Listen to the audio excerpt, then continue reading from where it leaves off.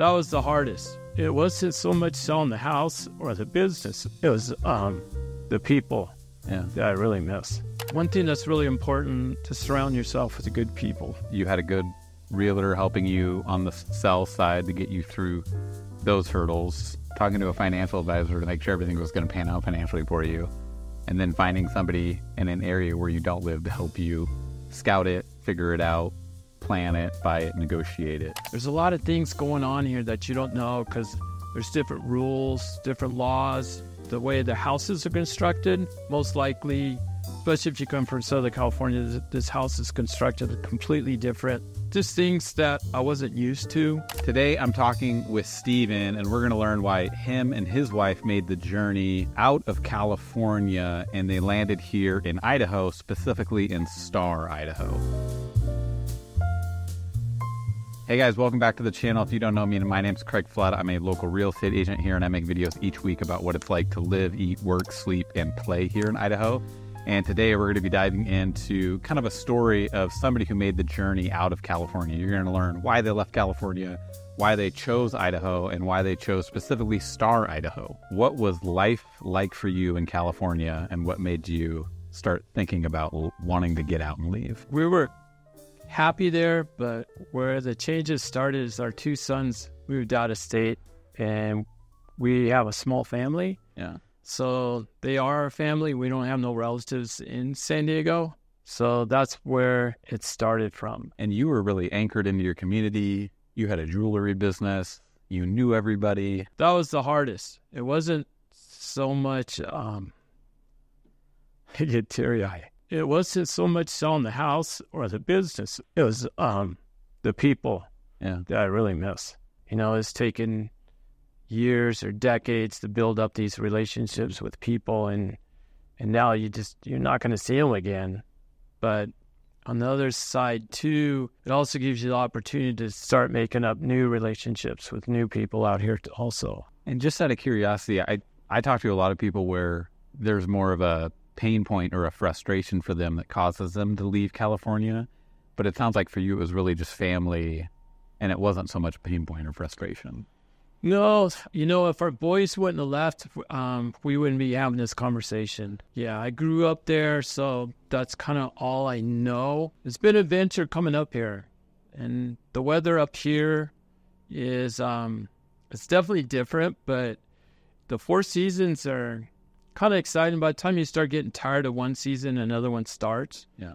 Probably the hardest season for me personally would be the winter, but some of the prettiest times up here is winter. Mm-hmm. So what initially drew your attention to Idaho over other states? I know that your boys moved to kind of Portland and Vancouver. My wife Allison and I, we went back and forth. We basically got a map and we started looking at different places in Arizona, but Allison, that's too hot for her. Then we went to Reno.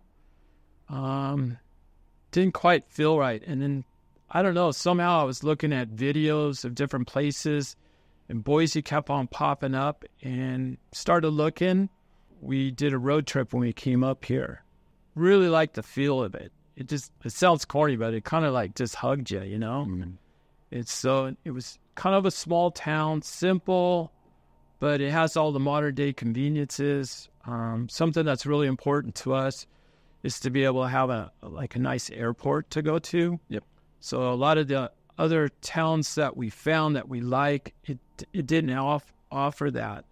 So that was really important. Another thing too, since we were going to sell and move, you know, one of the things that was important for Allison and I was to have a new home. Like, I always wanted to give her a new home with a nice kitchen. So we were able to do that. I'm sorry to be emotional, but it's funny, you kind of bury this stuff, but there is a lot of emotion when you move. Yes. We were talking earlier, my mom's going through a move right now, and I think half of it is logistics and putting the right team around you, and the other half is emotions. And it's such a layer of it to where I think I'm going to do a video where I just talk about the emotional impact of a move, because it's just, you can't ignore it. There's a lot. When you're in the midst of the hustle and bustle of finding a place up here, and then back wherever you're coming from, getting your house ready, looking for jobs, looking for places to plug your kids into, or if you're bringing family in, you're just so busy, you really don't have time to think about it until you get up here and you see what you achieved. And, you know, I always kind of joke, it's kind of like your wife being pregnant, you know, those 10 months, kind of hard, but after she gives birth, you kind of forget about the pain of everything that you've gone through. Mm-hmm. And it's like a new life. It's a new beginning. So it's not for everybody. I mean, it's not for the weak-hearted.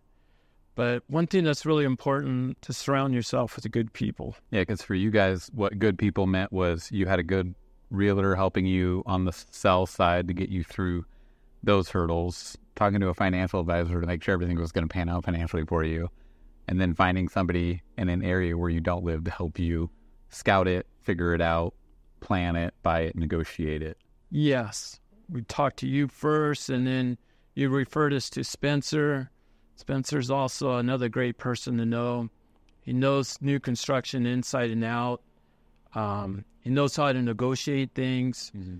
He's very kind, but when he needs to put on his shield and his warrior sword, man, he's there. He's there for you, which is really nice, because there's a lot of things going on here that you don't know, because there's different rules, different laws, the way the houses are constructed. Most likely, especially if you come from Southern California, this house is constructed completely different.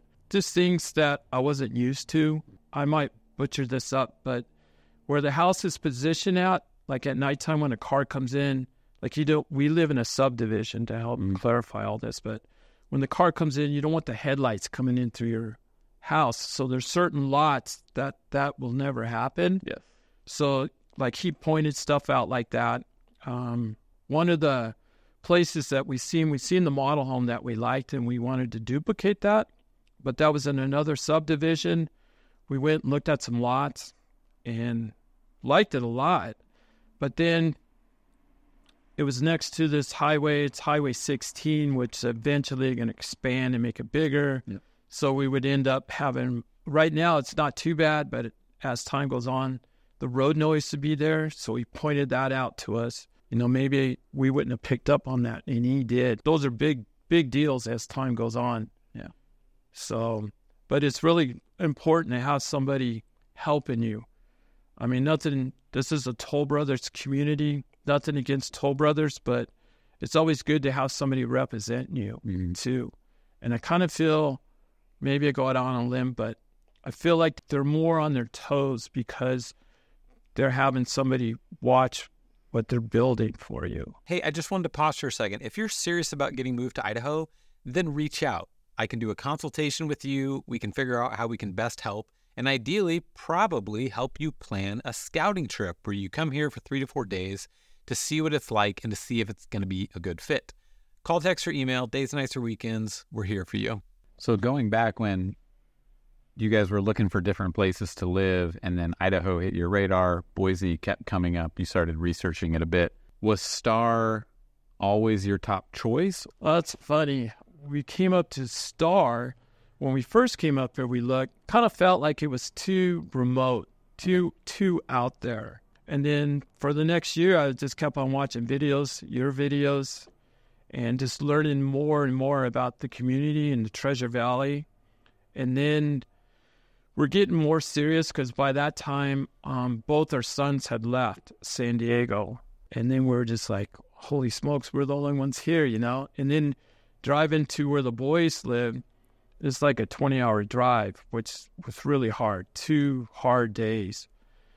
So when we came up here, we got a hold of you, which you turned us on to Spencer, and then we started looking. And Spencer took the time. He kind of showed us Meridian, Kuna, and then like the third day, he brought us up here because he had a really good feel of what we wanted. Mm-hmm. One of the things we wanted was like a house that's like 2,100 square feet with a 2-car garage with an RV garage. When you do that, you have to have a special lot. I guess it's the width of the lot. Mm-hmm. So not everybody offers that. What happens when you get in an RV garage is usually the house gets bigger. Like he came up here and they had like 3 or 4 lots, and he told us, you get this one because there was no houses here. This is just dirt. So you really had to use your imagination. The nice thing with Toll Brothers is they can take a home and they can alter it. Not all, I mean, there's different homes, but they can all do a lot of alterations to those homes. So you can really customize your own home to what you want, which was really nice too. What advice would you give to somebody who's leaving California and considering moving to Idaho? The whole thing in moving, you guys, because it's stressful. And right now, if you're just on the fence and you think about it, let's have fun.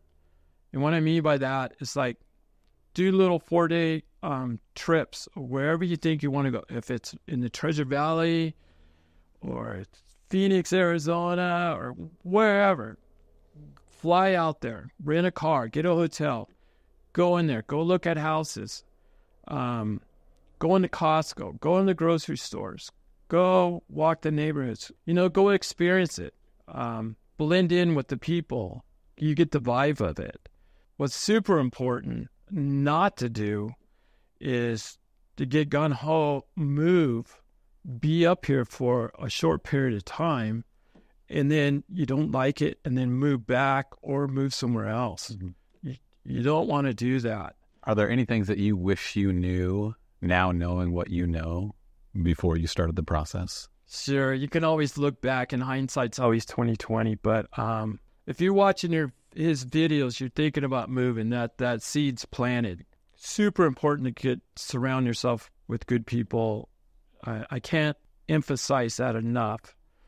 The next thing is, I don't know if you're moving up to a bigger house or downscaling, because it's expensive to move stuff. I highly recommend like doing something like a pod, and hire professional packers. Mm-hmm. That was huge.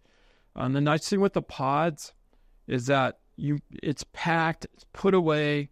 You don't have to deal with it until you move into the house, versus if you did like a U-Haul truck, for example, you pack that, you got to move it up, and then you got to go and rent a storage unit, then you got to unload it, and then when you move to the house, then you got to remove that again. So that's kind of hard there. What would you say to a family who's thinking about making a move, maybe feels stuck and feels nervous about making a move up to Idaho? So me personally, family, it's no-brainer, you guys.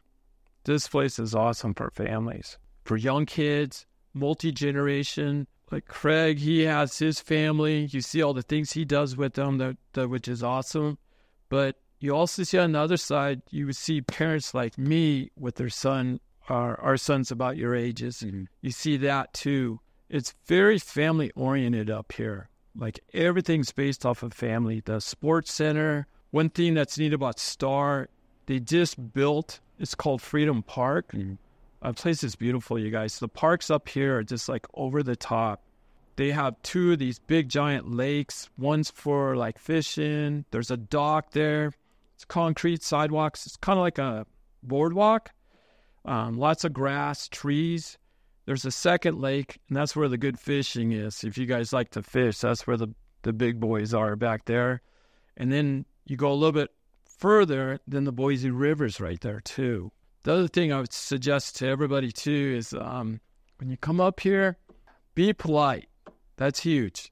Bring your manners, because that goes a long ways, because you have to realize the locals up here have gone through a lot, and they've kind of been invaded. But if you're polite to them, it's amazing where that takes you. Hey guys, thanks for watching. Hopefully you like that. Again, we're always here to help. Additionally, if you want to watch another video, watch that one next, and I'll see you later.